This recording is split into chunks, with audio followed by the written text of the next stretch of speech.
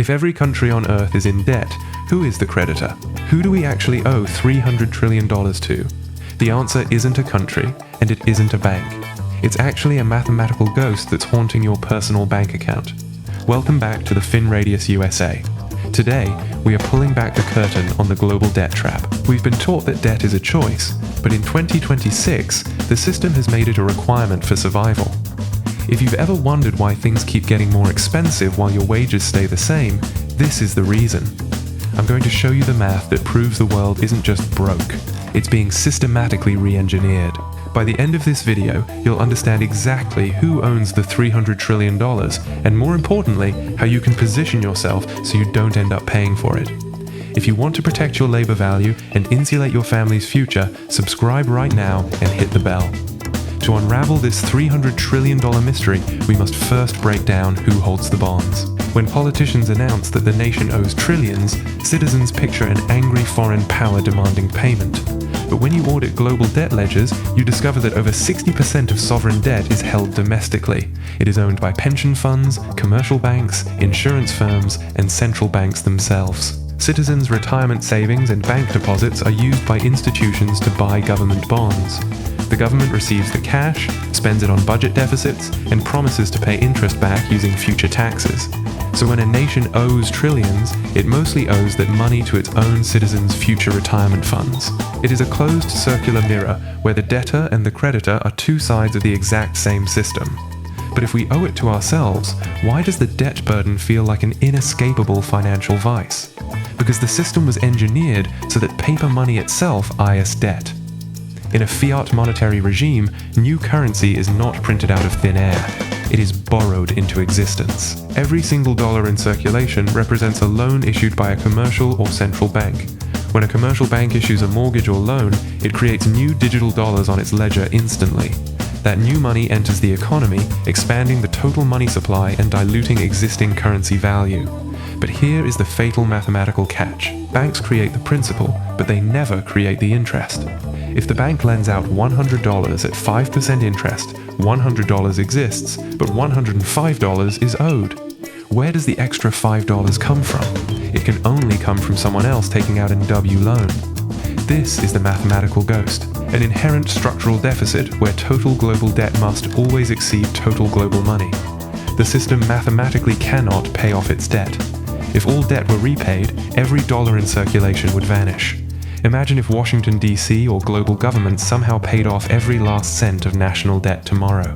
Global banks and pension funds would lose their primary liquid asset, and the global money supply would collapse into severe deflation. The entire modern economy would freeze instantly because debt is the circulating blood of the system. Therefore, debt is not designed to be paid off. Debt is engineered to expand forever. The system requires continuous debt expansion just to pay interest on past debt, driving global debt to $300 trillion. Here on the FinRadius USA, we call this the compounding debt spiral. Now, let's examine what this mathematical ghost means for your personal bank account. When governments and central banks expand debt to keep the machine alive, they dilute the purchasing power of your money. You work 40 hours a week for a fixed paycheck, but the central bank expands currency supply by 7 to 10% annually. This is why prices for groceries, housing, healthcare, and energy rise continuously while your real wages remain flat. You are not paying for government debt through formal explicit taxes alone. You are paying through stealth inflation. Inflation is a silent transfer of wealth from workers and cash savers to government debtors and asset owners.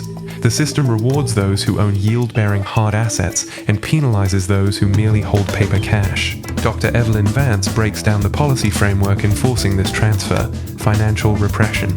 Governments carrying massive debt cannot allow commercial interest rates to rise above real inflation rates. If interest rates rose to true market levels, government debt service costs would trigger immediate fiscal paralysis. Therefore, central banks enforce low interest rates while inflation erodes the real value of sovereign debt over time. The government pays off historical debt using future debased, lower purchasing power dollars, and passive cash savers absorb the loss silently as their purchasing capability shrinks every single year. In 2026, holding pure paper cash in a commercial bank account yielding 0.5% is a mathematical trap. You are voluntarily funding sovereign debt deficits through the stealth erosion of your labor value. To break free from this systemic extraction, you must execute a fundamental shift in your financial architecture. You must stop acting as a passive paper saver and become an active hard asset capital allocator.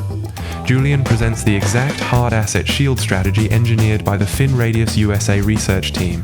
Step 1. Cap your liquid paper cash accounts at a lean 90-day operational runway level.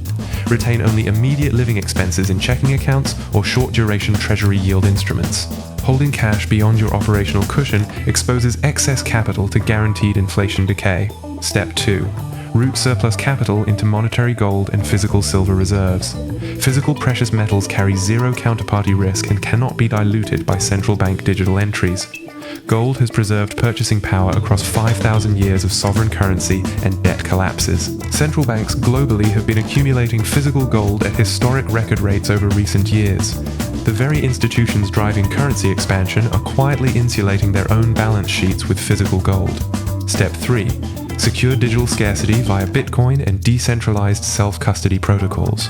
Bitcoin provides a mathematically capped asset protocol with an absolute hard limit of 21 million units. While paper money supplies expand infinitely to service debt, digital scarcity remains fixed by unalterable mathematics. Julian verifies his hardware cold storage key, confirming non-custodial self-custody over his digital reserves. Self-custody guarantees direct asset ownership independent of commercial banking clearance channels. Step 4. Acquire ownership claims in productive broad market equity, indexes, and land. Companies with pricing power raise consumer prices to offset inflation, protecting corporate profit margins. Total market equity index allocations ensure your capital captures global corporate revenue expansion automatically. Step 5. Allocate into critical commodities and essential natural resource infrastructure. Energy, industrial metals, and agricultural real estate represent physical necessity that cannot be printed by decree. Commodities reprice rapidly during debasement cycles, serving as a direct real-world hedge. Julian structures his capital across all hard asset pillars to build a complete portfolio preservation shield. Diversifying across gold, digital scarcity, equities, and commodities eliminates reliance on debasing paper currency. Now let's walk through the tactical 4-step execution roadmap recommended by the FinRadius USA. Checkpoint 1. Audit your cash accounts tonight and determine your exact personal debasement loss. Quantifying your actual purchasing power loss removes denial and creates the clarity required to execute. Checkpoint 2. Cap your checking balance at a 90-day operational runway level immediately. Checkpoint 3. Automate monthly capital transfers directly into your hard asset allocation system. Route 50% of your monthly capital surplus into gold, digital scarcity, and equities within 24 hours of deposit. Checkpoint 4. Maintain non-custodial physical security over your core emergency reserves. Store physical bullion or hardware storage keys off-grid in private vault locations. Sarah backtests this hard asset allocation strategy against historical high debt cycles. The data proves a 94% retention of real purchasing power across every systemic debasement era. Insulating your wealth from the $300 trillion debt trap requires a shift in how you evaluate progress.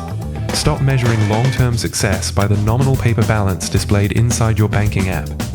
Measure true success by your total net ownership claims over tangible, yield-producing, undebasable assets. Paper currency units are transient tokens designed for short-term transaction velocity, not long-term storage. Hard assets are permanent anchors that preserve your labor value across shifting monetary regimes. As central banks print currency to service expanding global liabilities, hard asset values appreciate automatically. You convert central bank monetary expansion into automatic capital appreciation for your family's balance sheet. Meanwhile, passive paper cash holders continue to absorb the silent decay of the hidden inflation tax.